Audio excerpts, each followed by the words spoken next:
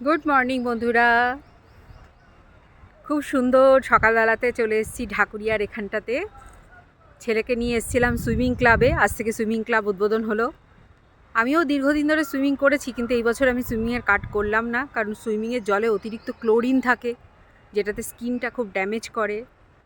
এমনিতেই আমার শ্যুটিংয়ের মেকআপের কারণে আমার স্কিনটা অনেকটা ড্যামেজ হয়েওছে, তাই জন্য এবছর আমি কাট করলাম না। কিন্তু আজ ফার্স্ট ডে, ছেলের সঙ্গে আসলাম।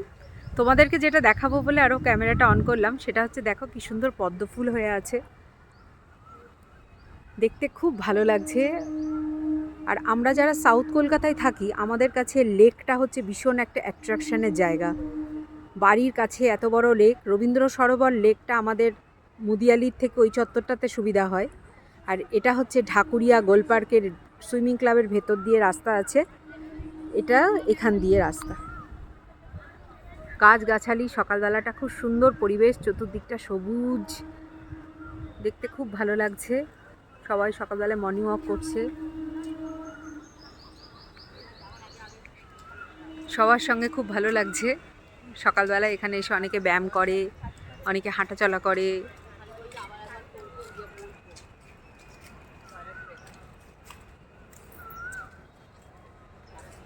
শরীরকে ফিট রাখার জন্য এটা একটা খুব ভালো হালকা হালকা গরমও পড়ছে, কিন্তু গাছের তলায় এসে বসলে পরে, সবুজের মাঝখানে থাকলে পরে মনটা খুব ভালো হয়ে যায়। তাই জন্যই ছেলের সঙ্গে আরও আসলাম।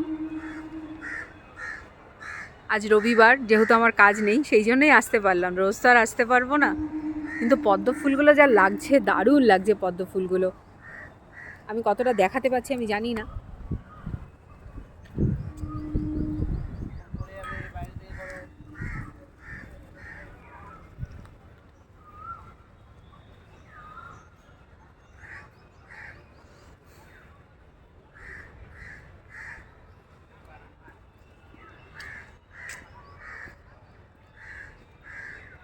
পদ্ম পাতাগুলো দেখে খুব ভালো লাগছে। আমরা একসময় পদ্ম পাতায় খাবার খেতে খুব ভালোবাসতাম, কিন্তু এখন আর পদ্ম পাতায় খাওয়াই হয় না। আর কলকাতা শহরে পদ্ম পাতা পাওয়াও যায় না। কলা পাতা পাওয়া যায়, তাও যদি মানে খাবার কলার পাতার দরকার হয়, তাহলে দোকানে আগে থেকে বলে আসতে হয়।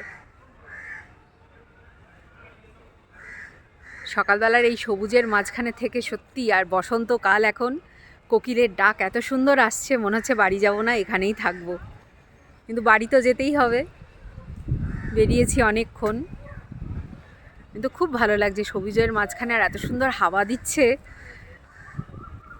খুব ভালো লাগছে। চতুর্দিকে সবুজে সবুজ, কংক্রিটের জঙ্গলের থেকে সবুজের দিকে তাকিয়ে থাকতে খুব ভালো লাগে।